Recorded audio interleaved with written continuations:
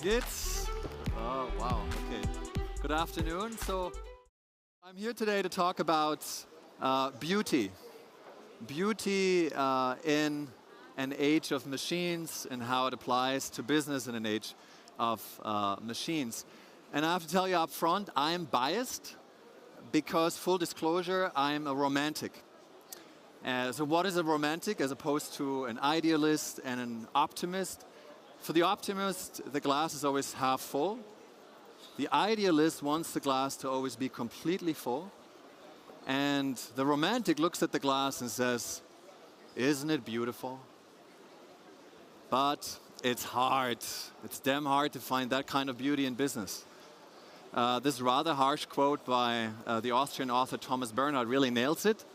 It really describes the very paradox of human work. On the one hand, we are miserable without work.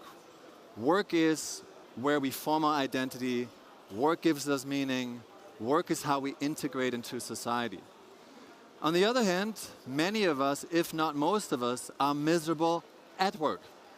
As many studies show, you probably have heard of the Gallup survey that stated that only 13% of employees worldwide are fully engaged at work. So there's massive disengagement and disenchantment. So why is that? Well, it's not surprising because at the workplace we are expected to be flawless, consistent productivity machines. And digital technology has really increased that efficiency pressure. And that's only going to increase even more when the fourth industrial revolution kicks into full gear. Some say that half of the human workforce is going to be replaced by software and robots in the next 20 years. Some say that machines are probably going to do everything that is dirty, dull, and dangerous. Some say bean counters are going to be replaced by bean counting machines, and some say that's a good thing, because machines are more efficient, humans are complicated and difficult to manage. But for me, the danger is not even so much that our work might be taken over by smart machines. The real danger for me is that we become smart machines ourselves, and that we surrender to this dictate of constant optimization, of constant efficiency. You probably heard the saying, you can only manage what you measure. But now it seems like only the measured life is a good life. And the quantified self-movement, with this obsession over quantifying and optimizing everything, has infiltrated the most private and most intimate aspects of our lives. Even our sex lives. There's an app called Spreadsheets that promises to enhance your sexual performance based on data analytics. And if that's not your cup of tea or it doesn't work, then you can use this service, Breakup Text, that lets you send automated breakup text messages. But the quantified self, of course, has also arrived at the workplace, where we now speak of the quantified workplace. There's a whole array of self-monitoring, self-optimization apps. One extreme example, it's called Don't Worry, Be Happy, that basically tracks your facial expressions, and if you stop smiling, if you stop being happy sitting in front of the computer, it deletes all the progress that you've made over the past hour. Not so subtle cue, isn't it? A Swedish company has recently begun to literally go under the skin of their workers by implanting chips into their employees' bodies in order to track every single one of their moves. And from there, it's just a small step to the kind of neuroenhancement that some companies are dreaming of by linking human cognitive performance with artificial intelligence, AI. So let's talk about AI, the elephant in the room. Our relationship to AI is probably as paradoxical as our relationship to work. On the one hand, we're scared to death. I mean, I am. I'm not sure about you. On the other hand, we're also kind of excited because it might liberate us from the menial tasks and actually free us up to pursue the work that we really want to do, meaningful work. And then we're also really curious about sort of a new form of life. We might even fall in love with artificial intelligence. Who knows? So in the year 2017, what can AI actually do? Well, it is, for example, IBM Watson's technology is able to formulate an artificially intelligent, emotionally intelligent response to tone, voice, posture. Just imagine what that means for the whole field of customer service. It's being used in recruiting software by companies like Unilever that can real-time analyze expressions and sentiments in interview situations. AI can speak.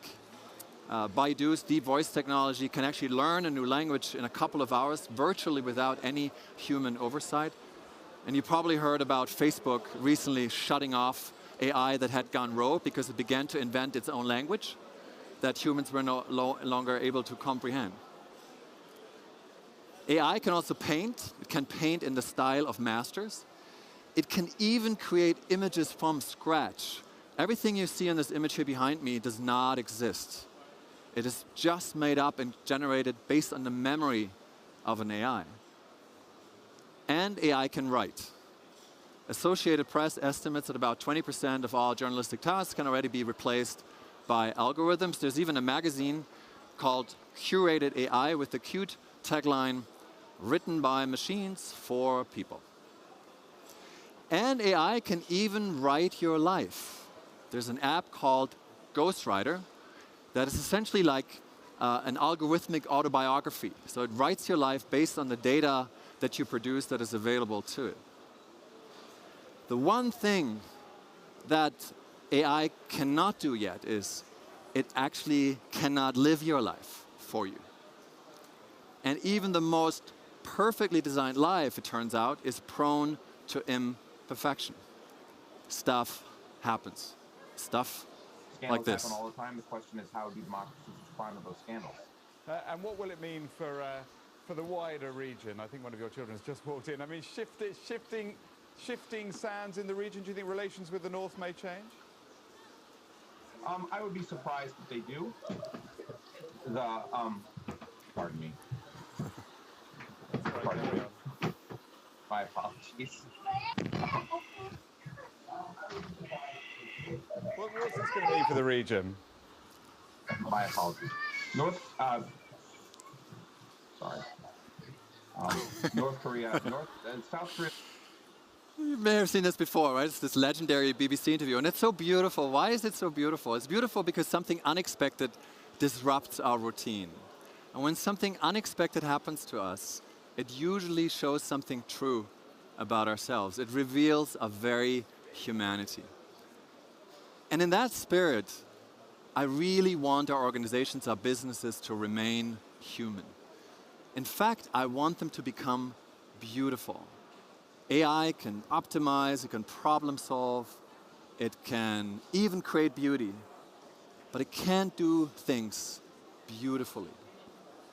And as machines take our jobs and do them more efficiently, perhaps the most and perhaps the only work left for us humans is the kind of work that must be done beautifully. To run a human business means to run a beautiful business. But how do you do that? So I'd like to propose 4 principles that you can use to build a human business in the age of machines. The first one is called do the unnecessary. Last year, Hamdi Ulukaya, who's the founder and CEO of yogurt company Trabani, he made headlines by deciding to grant stock to all of his 2,000 employees. Some called it a PR stunt, others a genuine act of giving back, but there was something else about it that was remarkable. It came completely out of the blue. There had been no pressure from the market, no pressure from stakeholders, and the employees were so surprised when they heard the news that they burst into tears. And some of them became millionaires overnight. So actions like Ulukaya's are beautiful because they catch us off guard. They create something out of nothing because they're completely unnecessary. I once worked at a company that was the result of a merger. It was, on the one hand, a large IT outsourcing firm with 9,000 software developers in India, and on the other hand, 1,000 creative types from a creative firm on the West Coast. And to unify these vastly different cultures, we decided to launch a new brand, a third brand. And the new brand color was going to be orange. And then as we were reviewing the launch plan, the management team, last minute, we decided to cut the purchase of 10,000 orange balloons that we had meant to distribute to staff worldwide. I remember the voices that were saying, 10,000 balloons, they're cute, we don't really need them, they're unnecessary. Now I know what I didn't know back then, that the decision to cut the purchase of 10,000 balloons marked the beginning of the end. That these two organizations would never become one. And sure enough, the merger eventually failed. Now, was it because there weren't any orange balloons? Maybe, maybe not. But the cut the orange balloons mentality had permeated everything else. You might not always realize it, but when you cut the unnecessary, you cut everything. Leading with beauty means rising above what is merely necessary. So do not kill your orange balloons. Someone who knew this really well was Steve Jobs. He insisted always on the beauty of the design of the interior of the computers, right? The motherboards should be as beautiful as the exterior. And his reasoning was, customers can see it, but they can feel it.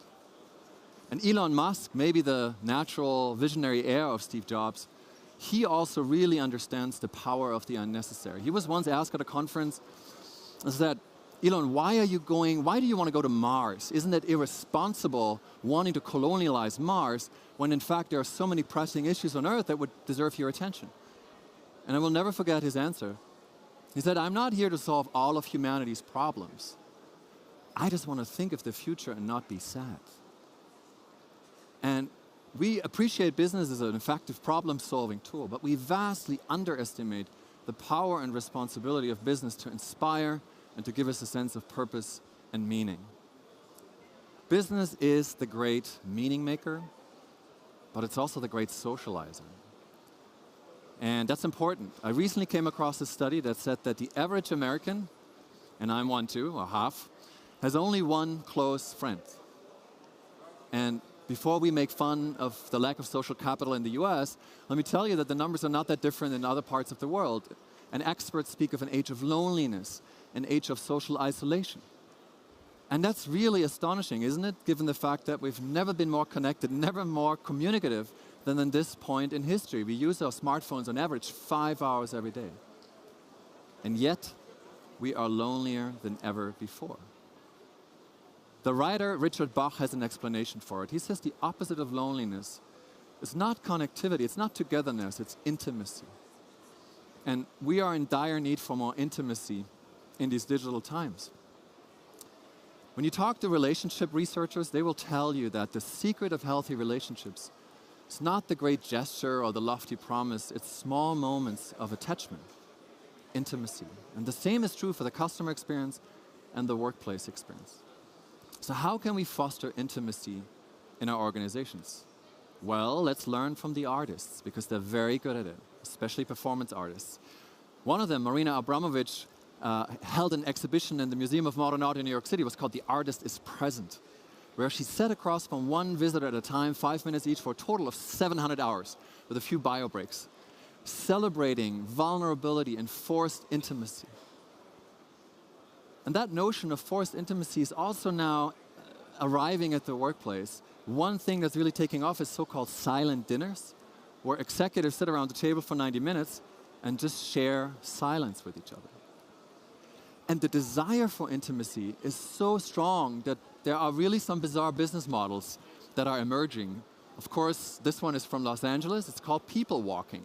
So for $30 in the Hollywood Hills, you can hire a so-called people walker who walks with you in an act of forced intimacy. Intimacy is also important for the customer relationship, of course, for the customer service. Zappos, the online retailer, famously rewards customer service representatives not for how many calls they can squeeze into 1 hour, but for how much time they spend with each customer. So for quality, for intimacy, not for efficiency.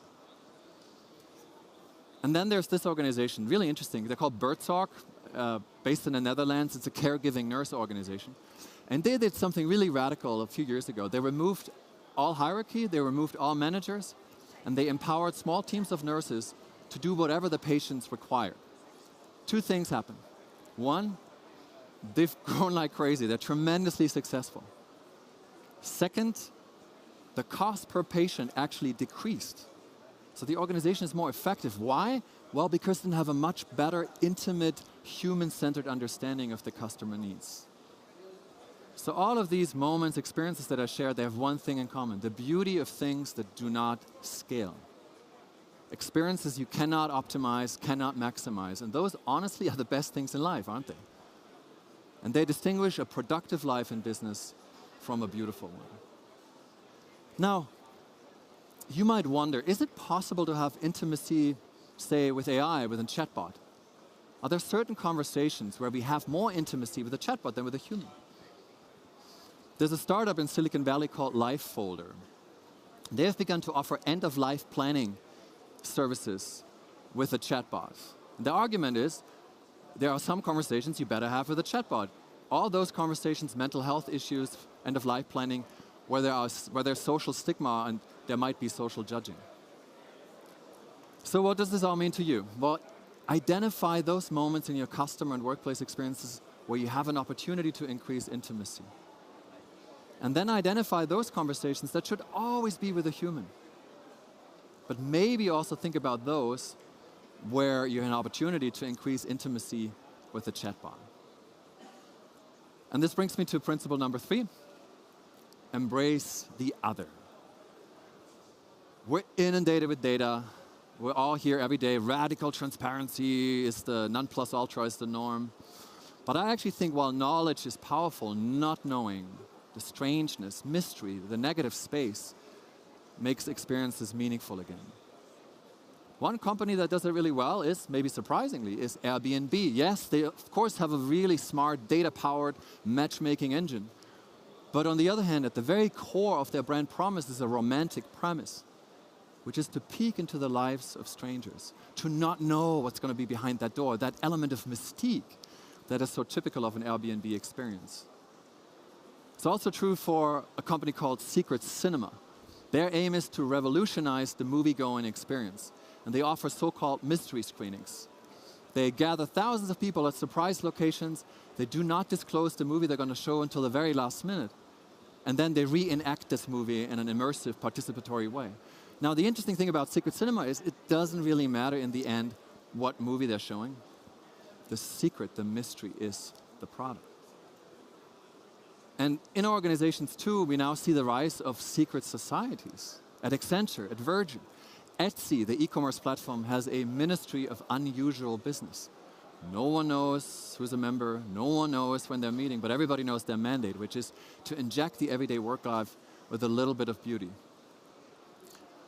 So traveling between multiple different worlds, making the familiar strange again, playing with multiple identities, those are not only romantic traits, those are also the features, of course, of immersive technologies, virtual reality and augmented reality.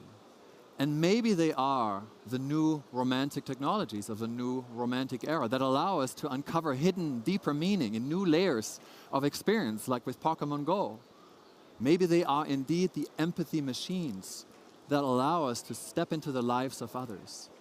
And not just experiences, identities that are foreign, that are other than ourselves, but also expand our own playing field, giving us more identities than just one reductionist, data-centric self. Maybe we can be the David Bowies of the new connected age. And if that's true, then I think we need new skill sets. And we need them maybe from the humanities. We need people who help us with the transitions, people who understand the navigation between different worlds, people who have empathy and imagination and can really help us immerse in and out of these worlds. And that's why IBM and Silicon Valley has begun to hire playwrights, poets, philosophers. Now, does that mean that you have to retrain as a poet or philosopher? No, not necessarily, but you should probably hire them. You should work with the humanities and appreciate them. And I think as a new leadership paradigm in this new digital romantic age, full immersion is the name of the game. Analog or digital, physical. It's all about full immersion. But full immersion means that you also have skin in the game, that you have to suffer a little. And that's the fourth and the last of my principles. Now, that's sort of counterintuitive to the way we usually design our customer and workplace experiences, because they're usually designed for instant gratification, maximum convenience and comfort.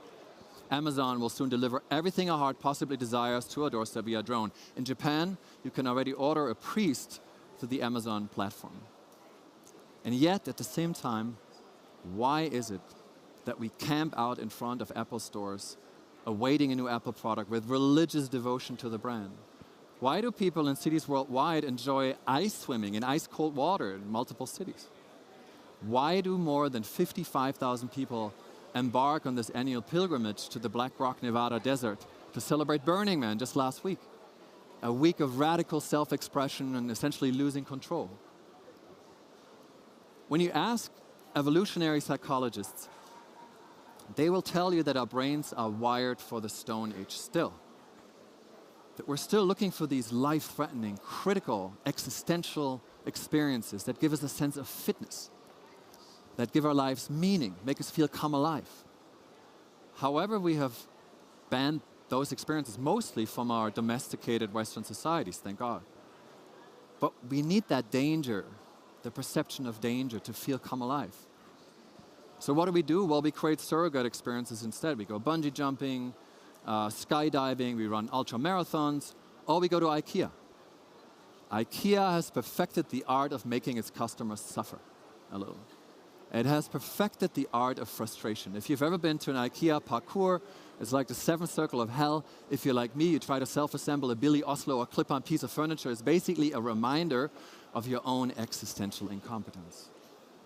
And the same principle of frustration also applies, by the way, to any customer loyalty program. Take frequent flyer miles. We never cash in. It's never about instant gratification. It's all about delayed gratification, permanent unfulfillment, a very romantic idea indeed. And that idea is also at the heart of Fado. Are you familiar with Fado, the Portuguese folklore? It's about heartbreak and passion and suffering.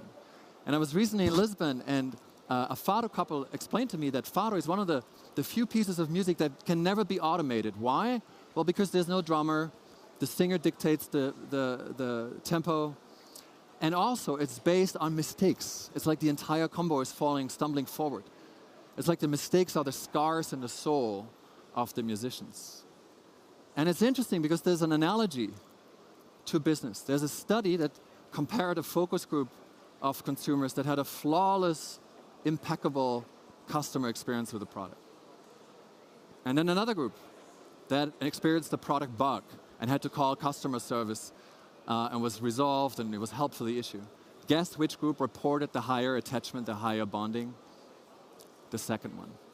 Imperfection makes us human, makes us interesting, and forms attachment. And who would know that better than a very special species, very familiar with suffering, the football fan. Ney, la penjarà Neymar, apareix Sergi Roberto!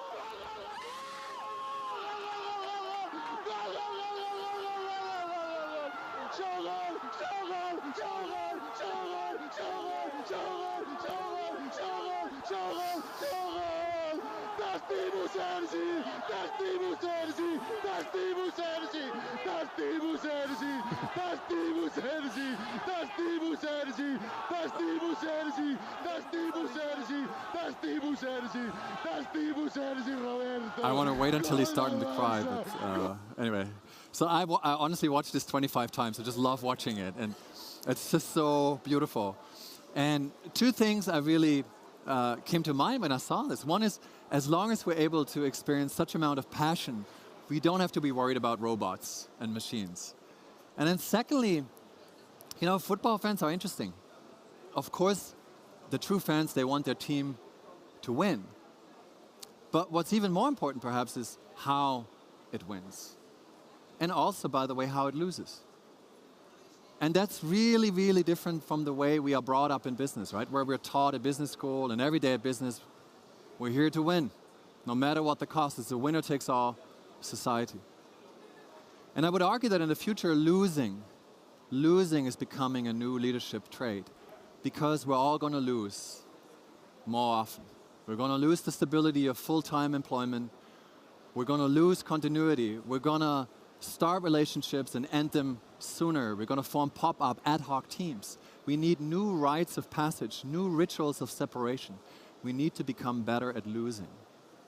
And losing and letting go and losing control will be a new leadership paradigm in the future.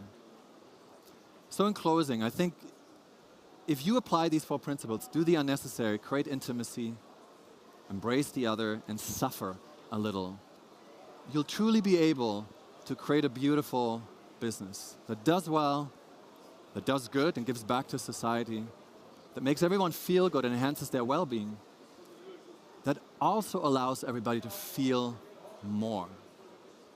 And that's not only good business, and it's good for you and your well-being, it's also good for all of us. Because we live in an age of dissonance, where on the one hand, we're more connected than ever, but we're also lonelier than ever before. On the one hand, we live in an age of abundance of information, resources. But the prevailing sentiment of our time is one of loss. We appear to be losing a sense of stability, certainty, security, maybe losing our story, our identity, maybe even our human agency in light of AI. And this is why it's so important that we build and cultivate organizations that are gardens and not machines, and that offer us a place where we feel at home as humans, by embracing inherently human qualities that machines cannot replicate: character, intuition, imagination, compassion, passion, and heart. And my hope is, and I believe the big opportunity ahead, that if we combine these inherently human qualities with exponential technologies, AI, VR, AI, that we then augment our being human, that we then can become exponentially more human, live more romantic lives in more worlds, with more multiple fluid identities, with more ways to express ourselves, with more meaning. And if it is true that software is eating the world, as the venture capital investor Mark Andreessen said, then maybe maintaining our humanity is the greatest possible disruption. And if it is true that software is cheating the world, fake news and so forth, then maybe we should insist on a subjective emotional truth rather than relying on the pseudo-objectivity of data. So as I said in the beginning, I'm a romantic, and I want us to value things again that we cannot measure. And I'd like to encourage you to create products, services, and businesses that are not only more efficient, not only more useful, but also more beautiful. We romantics, we don't have answers to all of our questions. We don't have solutions to all of our problems. We don't even want to cure all of our pain. We just want to feel more. And business is our ultimate adventure.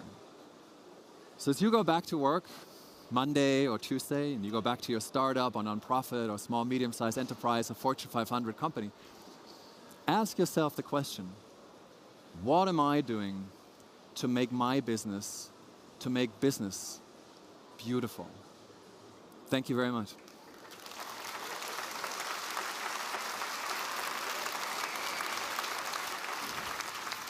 Thank you. Sorry, the music didn't work in the beginning. That's all right. Can I? Well, that was beautiful. I think you'll agree. So we've got questions via the app. We've also got someone with a microphone, I think, who's going to run around as well, just to keep things human. But we've got a question from Anonymous, it keeps popping up Anonymous. I think it's a German name, Anonymous. How can companies, Tim, who are inherently industrial, keep some kind of human nature? Well, it's a good question. This assumes, right, that these companies actually want to remain human, so that they do not become fully automated, decentralized, autonomous organizations. But if they have a keen interest in still employing humans and having some kind of human culture, then I think they have to weigh every day. They have to weigh between, basically comes down to efficiency versus culture, right? At the end of the day, someone in the leadership team has to make the decision to say, we are not growing by 25%, right? We're just growing by 20 or by 10 instead of 15. But the benefit is that we actually maintain a human culture, and we create, in the best sense of the meaning, we create some human waste. Right? So we can run into some dead-end streets, we can have moments of attachment that are not immediately productive with return, an impact on the bottom line. But that's a real deliberate decision. The benefit is that long term, well, you remain human, and you'll be able to attract human talent. So I think it's worth it. Amazing. So another great question, all great questions, about the relationship between sort of beauty and size. I mean, is it hard, Tim, for a really big company to keep hold of that sense of beauty and wonder? I think it's hard if you look at the size, but I think what big companies can do and what they are doing is, of course, is to slice their organizations into small pockets and do incubators, excubators, and create these pockets of beauty.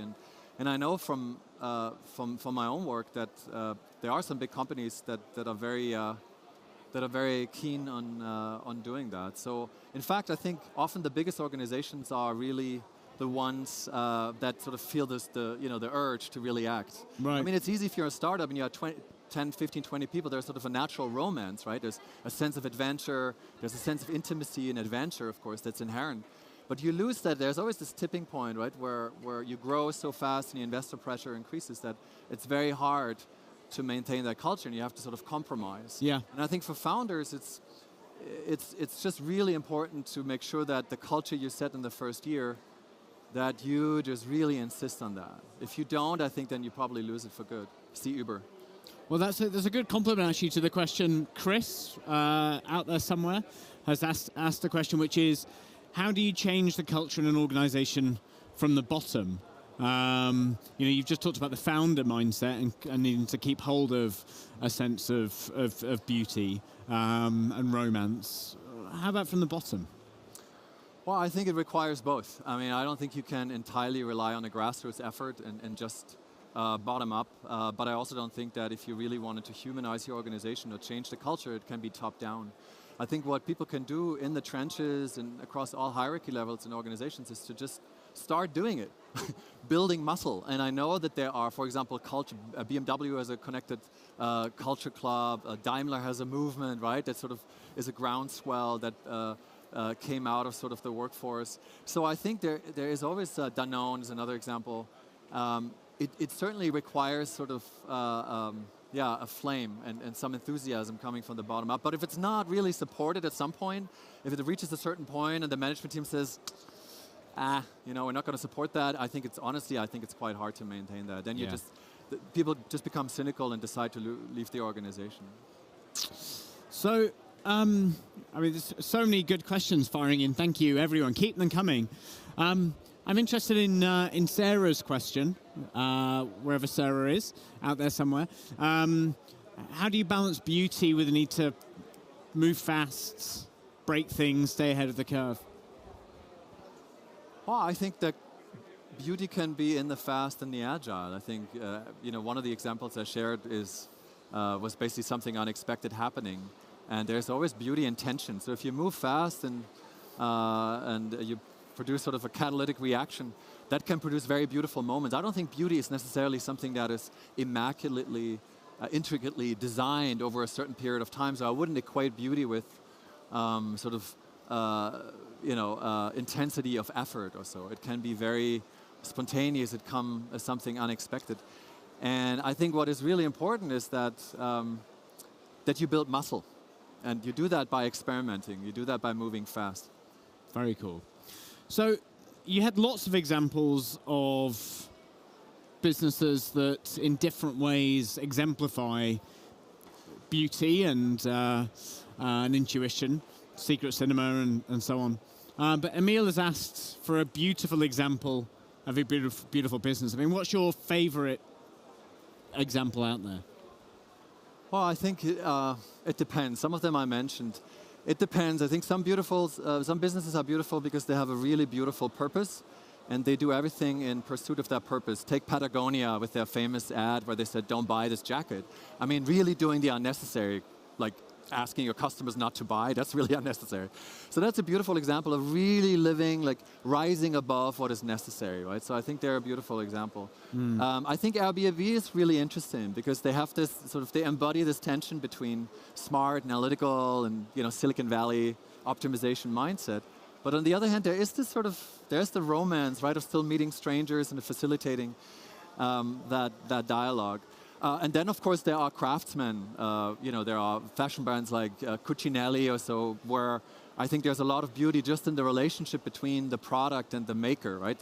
In the sort of the ethos of craftsmanship. So you can look at beauty at all levels. It can be in the organizational design, it can be in the purpose, it can be in the culture.